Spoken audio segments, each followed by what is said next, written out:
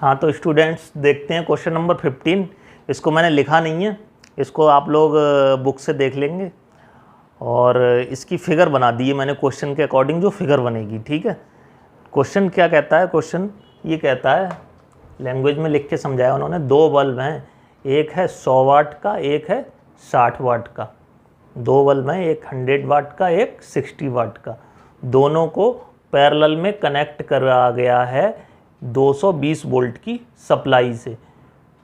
तो फिर कितनी करंट यहाँ से निकलेगी, कितनी करंट बैटरी से जो बैटरी है जिसे सप्लाई दी जा रही है उससे कितनी करंट निकलेगी? आई निकालना है, यहाँ से निकलने वाला आई, ये आई। तो ये आई बट रहा होगा दोनों जगह। मान लो इस आई का एक हिस्सा I1 इसमें गया, ठीक है, और I2 इस वाले में गया, इस वाले बल्ब में I2 गया, इसमें I1 गया।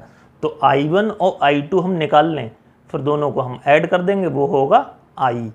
तो I1 हम कैसे निकाल सकते हैं? सबसे आसान तरीका देखो, रजिस्टेंस निकालना चाहो तो रजिस्टेंस निकाल सकते हो तुम लोग, वो बहुत लंबा तरीका हो जाएगा। रजिस्टेंस इस बल्ब का रजिस्टेंस निकालें, इस बल्ब का रजिस्टेंस निकालें, उसके बाद हम करंट निकालें। तो वो दोनों, या एक तरीका और है, दोनों का रजिस्टेंस निकालें, दोनों के रजिस्टेंस को इक्विवेलेंट कर दें, फिर डायरेक्ट निकाल दें।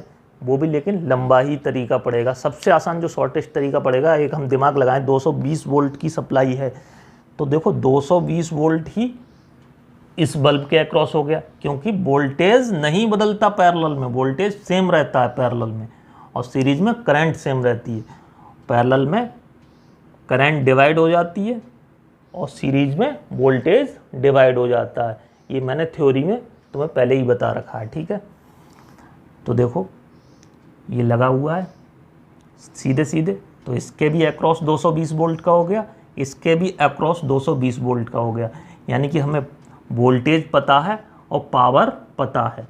वोल्टेज पता है, पावर पता है, तो हमें करंट निकालनी है। तो हमारे पास फॉर्मूला होता है P = VI।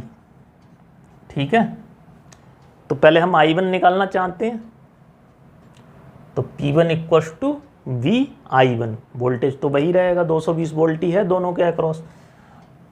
तो यहाँ से I1 हो जाएगा P1/V। तो P1 पहले क्या, इसको P1 कह देते हैं, ठीक है, इसको P2 कह देते हैं। तो P1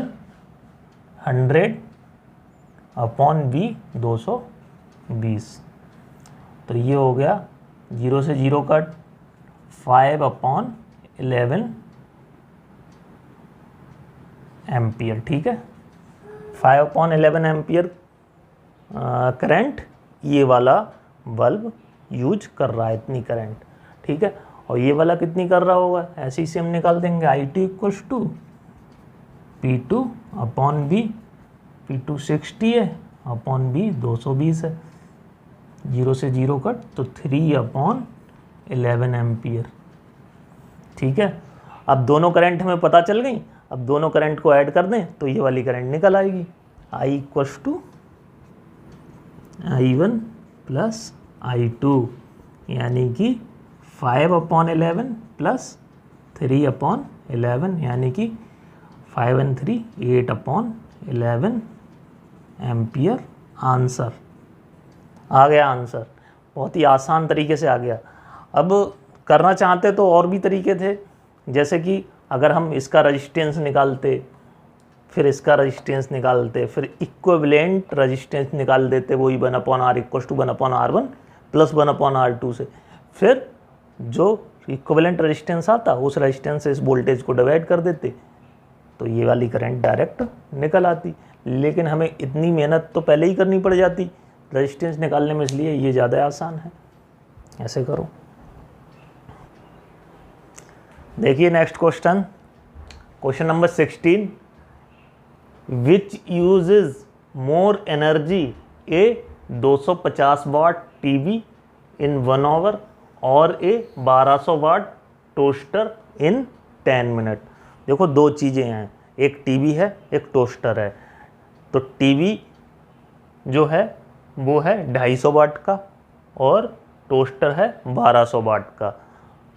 तो वो कहते हैं 250 वाट का टीवी 1 घंटे तक चलाया, आपके घर में 250 वाट का टीवी लगाया जिसको आपने 1 घंटे तक चलाया, तो ज़्यादा पावर खर्च होगी, मतलब एनर्जी खर्च होगी। एनर्जी की बात कर रहे हैं, हीट एनर्जी या इलेक्ट्रिकल एनर्जी, कुछ भी कह लो। वो 250 वाट का टीवी चलाने पे 1 घंटे में ज़्यादा एनर्जी खर्च करेगा, या फिर 1200 वाट का टोस्टर चलाने पे कितने देर तक, 10 मिनट तक चलाने पे ज़्यादा एनर्जी खर्च करेगा। बहुत ही प्रैक्टिकल क्वेश्चन है और बहुत ही आसान भी है। ठीक है, देखो कैसे करते हैं इसको। हमें पता है जो एनर्जी होती है यानी हीट एनर्जी, जिसको हमने डिनोट किया था H से, यह वर्क डन ही एनर्जी है। वर्क और एनर्जी सेम चीज़ होती है, वर्क निकाल लो चाहे एनर्जी निकाल लो, सेम चीज़ होती है। तो वर्क हो या एनर्जी हो, दोनों ही पावर के साथ और टाइम के साथ किस तरह से रिलेटेड होते हैं वो हम बात करते हैं। देखो पावर जो होती है वो हमेशा एनर्जी कंज्यूम्ड पर यूनिट टाइम होती है। हीट एनर्जी कंज्यूम्ड पर unit time is called power, यही डेफिनेशन थी पावर की। एनर्जी कंज्यूम्ड पर unit time is called power. तो यहां से हम कह सकते हैं कि जो एनर्जी होगी वो पावर इनटू टाइम होगी। अब जब हम टीवी की बात कर रहे हैं, पहला केस ले रहे हैं टीवी वाला, ठीक है। अभी हम बात कर लेते हैं टीवी की। टीवी के लिए पावर यानी कि P की वैल्यू क्या दे रखी है, 250 इंटू टाइम। देखो वाट में कभी भी यूज होता है पावर, तो टाइम को सेकंड में यूज करते हैं जिससे कि हमें जूल में आ जाए हमारा डाटा। कहने को हम आवर में भी यूज कर सकते हैं, लेकिन फिर वो कोई यूनिट नहीं बनेगा, हमें लिखना पड़ेगा वॉट इनटू आवर, इस तरह से लिखना पड़ेगा। तो सेकंड में यूज कर लेते हैं। टाइम को 1 आवर का मीनिंग क्या होगा, 1 आवर का meaning 60 minute is equals to 60 into 60 second, ठीक है, यानी कि 3600 सेकेंड। तो 3600 ये आ गई हमारे पास 3 0 25 6 जा 150 0 90, ठीक है। तो ये आ गया, इतना ही लिख देते हैं। ये क्या आ गया, ये आ गया जूल में, ठीक है। इतनी टीवी ने इतनी एनर्जी कंज्यूम करी 3600 सेकंड में, यानी कि 3600 सेकंड का मतलब 1 घंटे में। अब उसके बाद दूसरी चीज़ क्या थी हमारे पास, था दूसरी चीज़ थी टोस्टर, ठीक है। अब टोस्टर की बात कर लेते हैं। H इक्वल्स टू, फॉर्मूला वही रहेगा, H equals to P into T. इसकी पावर है 1200 वाट का है ये, 1200 इंटू टाइम, कितने टाइम तक चलाया गया है, 10 मिनट तक। 10 मिनट का मतलब क्या होगा, 60 सेकेंड, ठीक है। तो 12 6 जा 72, ठीक की कम है। इसको इस तरह से भी लिख सकते हैं बच्चों हम, 9 इंटू 10 टू द पावर 1 2 3 4 5। और ऐसे ही इसको भी लिख सकते हैं 7.2 इंटू 10 टू द पावर 1 2 3 4। तो ये ज़्यादा है, का मीनिंग होगा 10 इंटू 60 यानी 600 सेकेंड। यहाँ पे 600 सेकेंड है ये, तो 1 0 और आएगा, तो यहाँ पे 5 आएगा, ठीक है। यही बड़ा है हमारा 9 into 10 to the power 5 joule बड़ा है with compare to 7.2 into 10 to the power 5 joule के कंपेयर में हो गया। देखिए स्टूडेंट्स, लास्ट क्वेश्चन है क्वेश्चन नंबर 17, और ये सबसे लास्ट है, सबसे ज़्यादा आसान क्वेश्चन है। इसमें एक हीटर है, आपको कंफ्यूज करने के लिए थोड़ा सा उसमें जो लैंग्वेज लिखी है उसको क्लियर करने के लिए मैंने एक फिगर बना दिया है, ठीक है। एक इलेक्ट्रिक हीटर है, ठीक है। उस जो इलेक्ट्रिक हीटर है उसका रजिस्टेंस है 8 ओम, ठीक है, 8 ओम रजिस्टेंस है, और वो करंट कितनी कंज्यूम करता है, करंट ले रहा है वो 15 एम्पियर, यानी 15 एम्पियर की करंट पे उसको चलाया जा रहा है, ठीक है। तो वो कहते हैं कि हीट एनर्जी बताओ, 2 घंटे दे दिए उन्होंने। तो आप लोग सोचोगे कि हीट एनर्जी निकाल दें हम किससे, I² R into T, I² R into T से हीट एनर्जी। अगर हीट एनर्जी कहते तो हम इसी से निकालते, H = I² R T, इन तीनों की मल्टीप्लाई कर देते, बात हमारी ख़त्म हो जाती। ये 2 घंटे को सेकंड में कन्वर्ट करना पड़ता।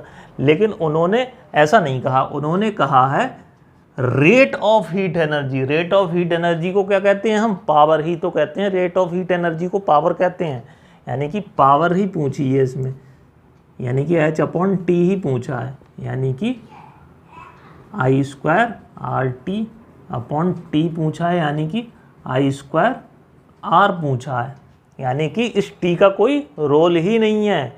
ये T सिर्फ आप लोगों को कंफ्यूज करने के लिए दे दिया है, क्योंकि P = I² R होता है।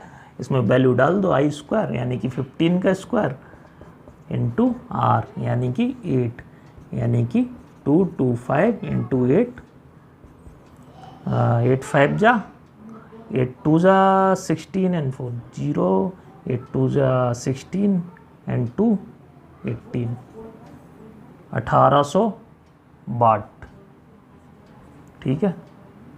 1800 वाट कहिए, और क्या कह सकते हैं, जूल पर सेकंड। और 2 घंटे तक चलाया गया। तो अगर वो कहते हीट एनर्जी पूछते तो H = I² RT ही हमें निकालना पड़ता, सारी वैल्यू डालनी पड़ती। लेकिन उन्होंने रेट ऑफ हीट एनर्जी कहा है, यानी कि ये बेकार में दे दिया है, इसको देने की कोई ज़रूरत नहीं थी, क्योंकि रेट ऑफ हीट एनर्जी हमारा H/T यानी कि heat energy per unit time ही होता है, तो I² R आ जाएगा उससे। तो यानी कि इन्हीं दोनों क्वांटिटीज़ से हमारा काम चल जाएगा। तो ये आ गया। एक बार मल्टीप्लाई चेक कर लेना, क्योंकि मैंने जल्दी में की है। 8 5 जा 40, 8 2 जा 16 एंड 4 20, 8 2 जा 16 एंड 2 18। सारे न्यूमेरिकल हो गए, सारे न्यूमेरिकल हो गए NCERT से। जो एक आध न्यूमेरिकल बहुत आसान था वो मैंने छोड़ दिया है आप लोगों के लिए। और किसी को अगर उसमें कन्फ्यूजन हो तो कमेंट में डाल देना, ये न्यूमेरिकल करा दीजिए तो मैं करा दूंगा। अब हमारा जो पहला चैप्टर है, इस चैप्टर का जो फिजिक्स का पहला चैप्टर है 10th क्लास का, वो ख़त्म हो गया पूरी तरह से, इलेक्ट्रिसिटी। अब कोई नया चैप्टर उठाएंगे, हो सकता है दूसरा चैप्टर उठा लें, हो सकता है पहले तीसरा करा दें, जैसा भी आप लोग सजेस्ट कर देना मुझे। जो भी आप लोगों के लिए पढ़ना हो वो वाला चैप्टर ले लेंगे, या ऑप्टिक्स में चलेंगे इलेक्ट्रिसिटी से उठ के।